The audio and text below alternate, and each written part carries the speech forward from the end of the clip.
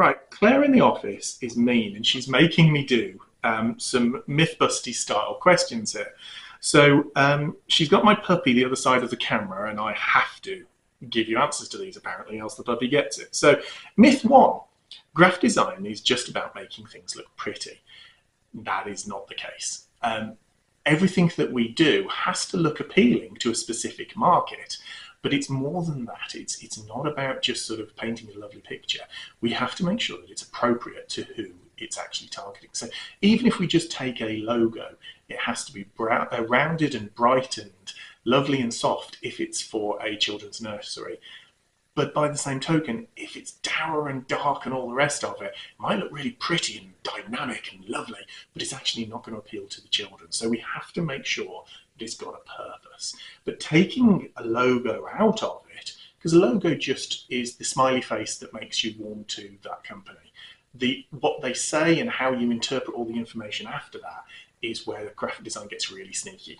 And when it gets really sneaky, that's when you start to buy, because we help to put information in a way that answers your worries at night. Anything that keeps your clients up at night, you should be putting at the forefront of your messaging, because you hopefully can answer their problems and make their life easier, which is why they swarm to you and hopefully give you lots of business.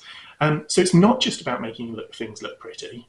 It is actually genuinely about making things appeal to your customers and sway them away from where they are at the moment, or make them stand up and take notice of the new service that you might offer.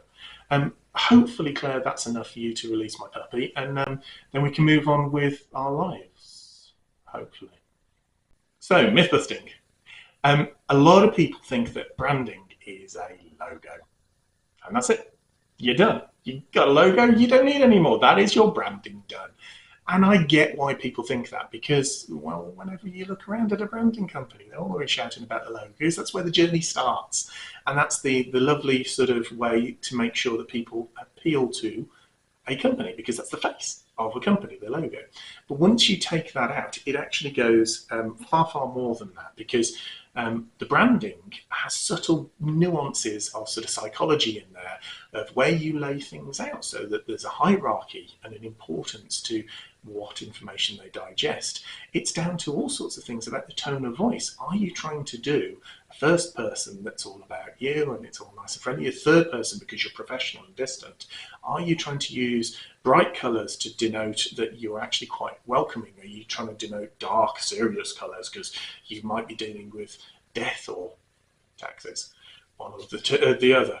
And all of these subtle little things, including your photography, it just helps to build a picture of what your branding is, because a logo is a logo, but your branding is all about who you are, what you stand for, and what a customer might hopefully relate to. Once you've got your logo, once you've got your branding, then you can roll it out into anything you want, because you've got your puzzle pieces all set up. And between those, with all of the icons, all of the messaging, all of the typography styles sorted, you then can quite easily, without having to make too many decisions, go, I want a leaflet.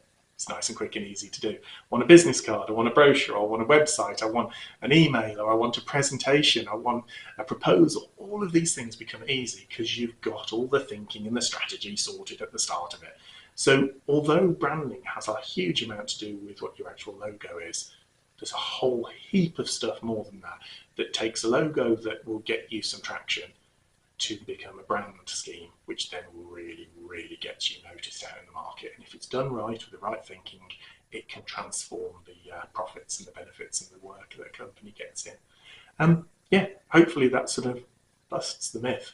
Okay, more colours equals a better design is what loads of people think. Just make it more vibrant. It will pop, which is a term that means nothing. If you have more colours, it's brighter, so you notice it more, correct? Yes and no.